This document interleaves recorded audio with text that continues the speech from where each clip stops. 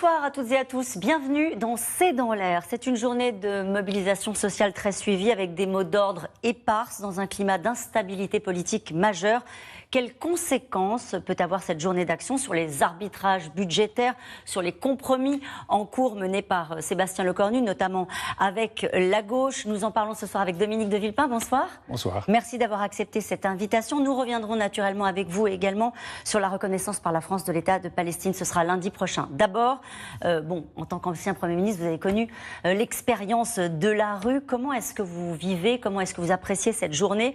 Est-ce qu'au fond, vous vous sentez proche des revendications, je le disais, multiples, avec des mots d'ordre éparses de cette journée? C'est une triple crise. Une crise sociale, on le voit, avec la souffrance sociale qui existe dans notre pays.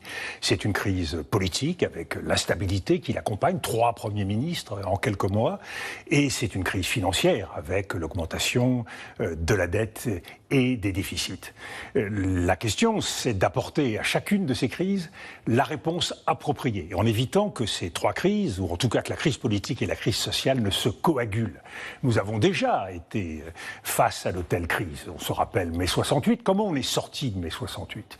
Pour régler la crise sociale, Georges Pompidou et le général de Gaulle ont ouvert une période de crise politique avec la dissolution. Là, le risque aujourd'hui, c'est d'éviter que pour régler la crise politique, le pouvoir n'ait la tentation d'accélérer la crise sociale, voire la crise budgétaire, ce qui serait une façon de se dédouaner de sa responsabilité dans la crise globale de notre pays.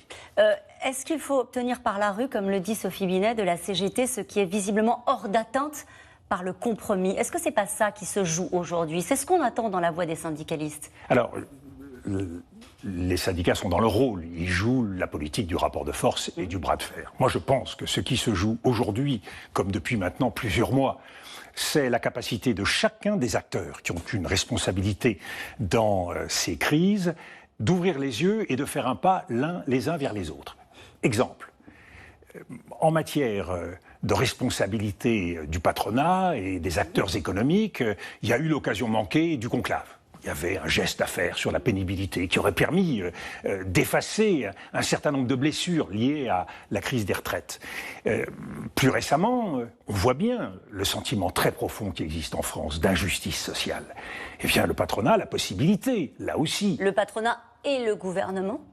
D'entendre ce sentiment d'injustice sociale pour faire en sorte que, les Français aient tout simplement le sentiment que l'effort qui est à faire soit bien réparti, ce qui rendra alors acceptable la contribution que chacun devra être amené à apporter.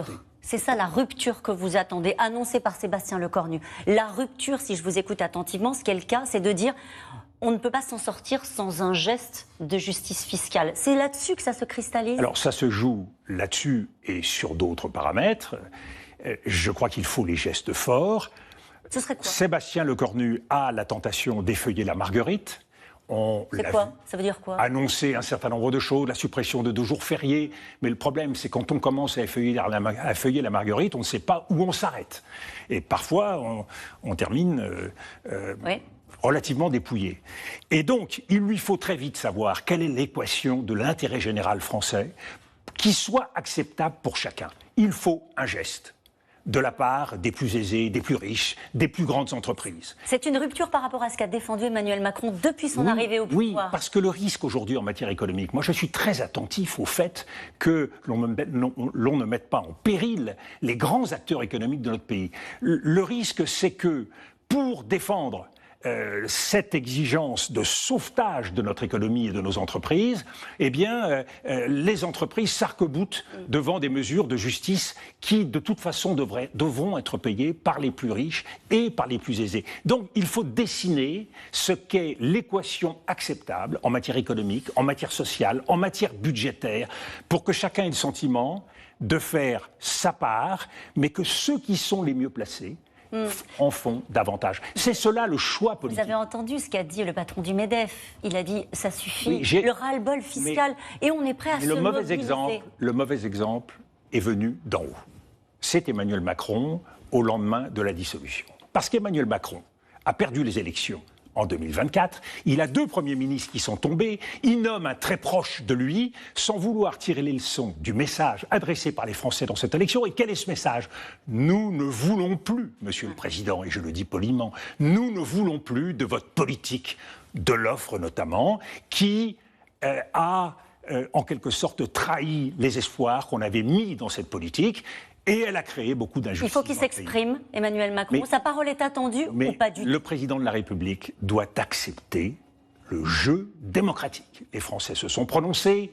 Il doit laisser Sébastien Lecornu avoir l'autonomie, avoir la capacité à prendre des décisions difficiles, et il doit rester dans les fonctions qui sont aujourd'hui les siennes, et il a fort à faire sur son domaine de souveraineté. La politique internationale notamment. Et les enjeux sont majeurs, parce qu'aujourd'hui, c'est la souveraineté de la France qui est en cause. C'est même la démocratie française. Lundi prochain, la France soutiendra la reconnaissance d'un État palestinien en marge de l'Assemblée générale des Nations unies à New York.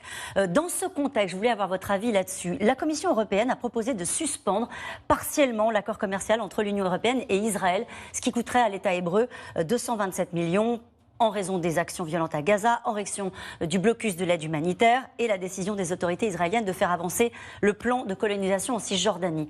Ça pèse, ça veut dire que les choses bougent ou ça ne sert à rien? Caroline Roux, soyons sérieux. Et on peut l'être sur le plateau, soyons sérieux.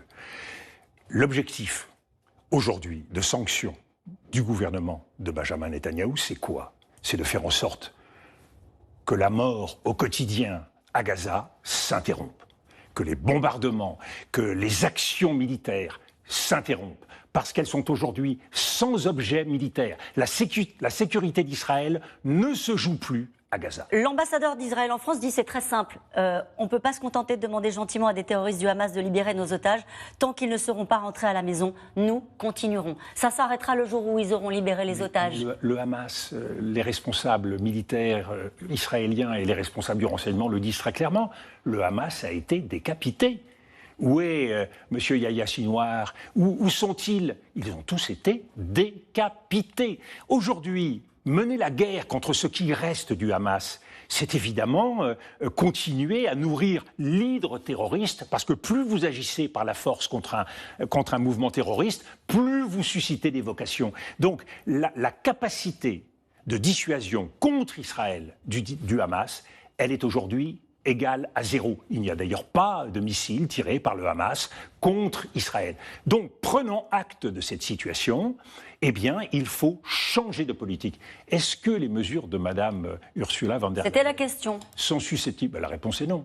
Je dirais même c'est ridicule. Pourquoi vous dites que c'est ridicule? Ça fait des années qu'on dit qu'il faut que ça fait plusieurs mois qu'on demande à l'Union européenne de prendre des mesures susceptibles d'obliger Benjamin Netanyahou à avoir du bon sens. Monsieur Lemire, qui est un excellent analyste, l'a très bien dit depuis le départ. Quand vous avez quelqu'un qui agit de façon folle, il faut le ceinturer. Comment que peut faire la Commission européenne, par exemple? Nous sommes le premier partenaire économique d'Israël. Si nous décidons de suspendre l'accord d'association avec Israël, en quelques semaines, la capacité économique d'Israël sera endommagée. Notre but, ce n'est pas de punir Israël, mais notre but, c'est de faire en sorte que cette guerre s'arrête. Est-ce que vous considérez que Emmanuel Macron est en train d'arriver à embarquer une partie des autres pays qui vont sans doute reconnaître l'État palestinien lundi, le Canada, l'Australie, l'Andorre, la Finlande, l'Islande, etc.